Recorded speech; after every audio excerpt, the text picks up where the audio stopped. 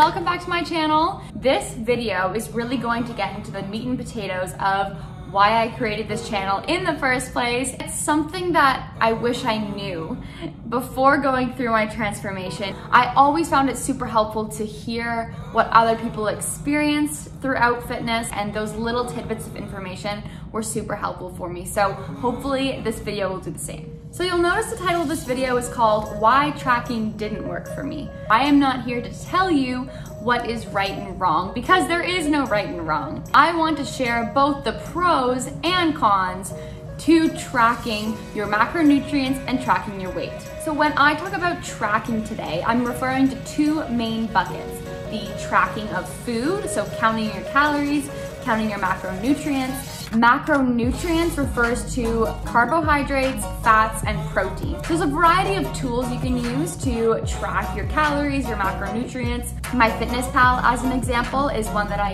used a lot. You can track them in an Excel spreadsheet, on a sheet of paper, and we have weight tracking, just getting on a scale or tracking something like your inches, any physical objective measure of your weight or of your physical appearance. I really want to focus on the food aspect today, but then the weight will come in a little bit because I have tracked both in my life. Let me walk you through my experience with it. I worked with a personal trainer in my second year of university, and one of the main things I took away from that experience was understanding this notion of tracking and why it can be good. So when I came to the trainer and said, I am not happy with how I look, I want to change my habits, my diet, the trainer basically sat me down and said, okay, well, here's what you're eating today. And he basically broke it down in terms of numbers. So he said, you are consuming this many calories, this many carbohydrates, fats, and proteins, and here's where you need to be. And he provided me with these new benchmarks. I listened. I said, okay, I am going to use this app. I'm going to track everything. I'm going to hit these numbers because this is, this will help me reach my goal. What I learned about myself personally was I was eating way too much. I was not getting the right composition of proteins and carbs and fats, and mainly just eating carbs. Let me just provide an overview of the benefits of tracking that I learned from this experience. You understand how much your body actually needs, what your body needs to reach certain goals. So if your goal is weight loss, how does that need to change to reach these goals? An understanding of what the heck a macronutrient even is, and also just general portion control. We could be eating the right foods, but it's also the right amounts of foods. So let's fast forward now, maybe a year. Let's say it was a year. There was a time when I just stopped being honest. I had my little FitnessPal app where I would write down everything, and I would submit it to my trainer every week and say, here's what I did, how did I do? The difference between what I was saying I was eating and what I was actually eating kept growing and growing. And what I mean by that is I would say, okay, I hit all the benchmarks, but what he didn't know was that I was going to the convenience store down the street and getting mini eggs and getting chips because I was missing this food. I have never been diagnosed with an eating disorder, but what I felt in my body was on the verge of restricting and binging. The system that I was using it felt like it was actually preventing me from reaching my goals because I felt like I couldn't live my life. I couldn't eat what I wanted to eat. I had to follow these numbers. You just want to do things that make you happy. And I think deep down, I stopped being happy with following this system because it was taking over my life. This is okay. This is a learning moment. I was frustrated thinking, this is the only solution to help me get to where I want to be, and I can't do it. It's not working. So what are my options? And I thought my fitness journey was over. So let's fast forward a little bit more, and I can't even remember when this was, but I just stopped working with the trainer. I just moved on. I moved on. I don't want to discount that time was not valuable and that it was a waste of time, because it absolutely was not. Using what I learned from my trainer, I started to adapt it to suit my lifestyle best. One of those things was to ditch the tracker. After tracking for so long, I understand, the framework for what goes into a balanced and healthy diet.